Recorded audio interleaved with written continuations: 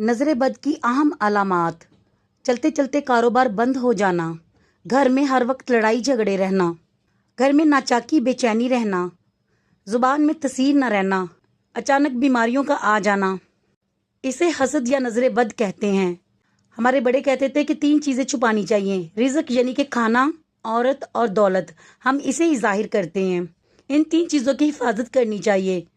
حسد یعنی کہ نظر بد لگ جانا، کسی کام کے ماہر ہونا اور اسے کرتے کرتے بیمار پڑ جانا، وقت کی پابندی نہ کرنا، کاروبار کا برباد ہو جانا، عورت کے بال گرنا، دوستوں یا رشتہ داروں سے ملتے ہوئے نفرت کرنا، نیک اعمال سے دور بھاگنا، سر میں درد گھومنا، دل کی دھڑکن کا بے چین ہو جانا، جمائی آنا اور آنکھوں میں پانی آ جانا۔